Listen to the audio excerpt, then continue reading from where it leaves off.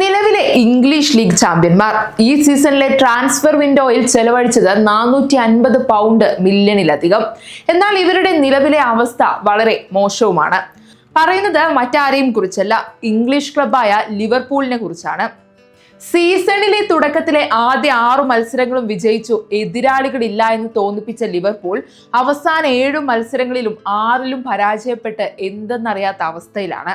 Premier ലീഗിലെ കഴിഞ്ഞ 4 മത്സരത്തിലും പരാജയപ്പെട്ട നിലവിലെ ചാമ്പ്യന്മാർ ഇപ്പോൾ ഇതാ EFL ടൂർണമെന്റിൽ നിന്നും പുറത്തായിരിക്കുന്നു. കഴിഞ്ഞ ദിവസം നടന്ന മത്സരത്തിൽ ക്രിസ്റ്റൽ പാലസിനെതിരെ ഒന്ന് പോരാടാൻ പോലും കഴിയാതെയാണ് പരാജയപ്പെട്ടത്, അതും സ്വന്തം തട്ടകമായ ആൻഫീൽഡിൽ. ഇതിനിടയിൽ ഫുട്ബോൾ ആരാധകരുടെ ട്രോളുകളിലെ സ്ഥിര സാന്നിധ്യമായിരുന്ന മാഞ്ചസ്റ്റർ യുണൈറ്റഡിനോടും സ്വന്തം ആരാധകർക്ക് മുന്നിൽ പരാജയപ്പെട്ടിരുന്നു.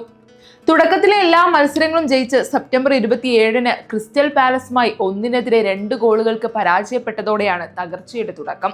പിന്നീട് ചാമ്പ്യൻസ് ലീഗിൽ തുർക്കിഷ് ക്ലബായ ഗലാറ്റസറയുമായി എതിരില്ലാത്ത ഒരു ഗോളിന് പരാജയപ്പെട്ട ലിവർപൂൾ തുടർന്നുള്ള മത്സരങ്ങളിൽ ചെൽസിയോടും യുണൈറ്റഡിനോടും 1-2 ഗോളുകൾക്ക് പരാജയപ്പെട്ട് ഫുട്ബോൾ ട്രോളന്മാരുടെ ഇരയായി. ചാമ്പ്യൻസ് ലീഗ് 3-ാം റൗണ്ടിൽ ജർമ്മൻ ക്ലബായ ഫ്രാങ്ക്ഫർട്ടിനെ 1-5 ഗോളുകൾക്ക് തകർത്ത് തിരിച്ചുവരവിന്റെ സൂചനകൾ നൽകിയെങ്കിലും കഴിഞ്ഞ ശനിയാഴ്ച നടന്ന പ്രീമിയർ ലീഗിൽ ബെൻഫോർഡിനെതിരെ 2-3 ഗോളുകൾക്ക് പരാജയപ്പെട്ട് വീണ്ടും പ്രതിസന്ധിയിലായിരുന്നു. അതെല്ലാം മറന്ന് കഴിഞ്ഞ ദിവസം പുതിയ താരങ്ങളുമായി ക്രിസ്റ്റൽ പാലസിനെതിരെ EFL കപ്പിൽ സ്വന്തം ആരാധകർക്ക് മുന്നിൽ ഇറങ്ങിയെങ്കിലും അവിടെയും അടിതെറ്റി. എതിരില്ലാത്ത 3 ഗോളുകൾക്കാണ് നിലവിലെ ചാമ്പ്യന്മാർ പരാജയപ്പെട്ടത്. ലീഗിലെ ആദ്യ 5 മത്സരങ്ങളും വിജയിച്ച് തലപ്പത്ത് തുടർന്നിരുന്ന ചെമ്പട എന്ന ആരാധകർ വിളിക്കുന്ന ക്ലബ്ബ് പിന്നീടുള്ള 4 മത്സരങ്ങളിലും പരാജയപ്പെട്ട് 7-ാം സ്ഥാനത്താണ്. നിലവിലെ ചാമ്പ്യന്മാരായ ലിവർപൂൾ കഴിഞ്ഞ സീസണിൽ പ്രീമിയർ ലീഗിൽ ആകെ പരാജയപ്പെട്ടത് 4 മത്സരങ്ങളിലാണ്. എന്നാൽ ഈ സീസണിൽ 10 മത്സരങ്ങൾ പൂർത്തിയാക്കുന്നതിന് മുമ്പേ 4 പരാജയങ്ങൾ ഏറ്റുവാങ്ങിക്കഴിഞ്ഞു. ലോകത്തിലെ തന്നെ ഏറ്റവും മികച്ച പ്രതിരോധ നിലയിലുള്ള ടീം എന്നറിയപ്പെടുന്ന ലിവർപൂൾ ഈ സീസണിൽ വാങ്ങിക്കൂട്ടിയത് 13 മത്സരങ്ങളിൽ നിന്ന് 21 ഗോളുകളാണ്. ഇതിൽ 14 ഗോളുകളും വഴങ്ങിയത് പ്രീമിയർ ലീഗിലാണ്. ഈ സീസണിൽ Florian Wirtz, Isaac എക്കിറ്റിക്കെ, Kerkez, Frimpong പോലുള്ള മികച്ച താരങ്ങളെ തട്ടകത്തിലെത്തിച്ച് തങ്ങൾക്ക് എതിരാളികൾ ഉണ്ടാകില്ല എന്ന് സ്വന്തം ആരാധകർക്ക് പ്രതീക്ഷ നൽകിയിരുന്നു. എന്നാൽ എക്കിറ്റിക്കെ ഒഴികെയുള്ള മറ്റു താരങ്ങൾ ഇപ്പോഴും കളിക്കളത്തിൽ എന്താണ് ചെയ്യേണ്ടത് എന്ന് പോലും അറിയാത്ത അവസ്ഥയിലാണ്. മാത്രമല്ല, കഴിഞ്ഞ മത്സരങ്ങളിൽ ഗോൾ നേടിയെങ്കിലും മുഹമ്മദ് സലാ വരെ മോശം പ്രകടനമാണ് പല മത്സരങ്ങളിലും കാഴ്ചവെക്കുന്നത്.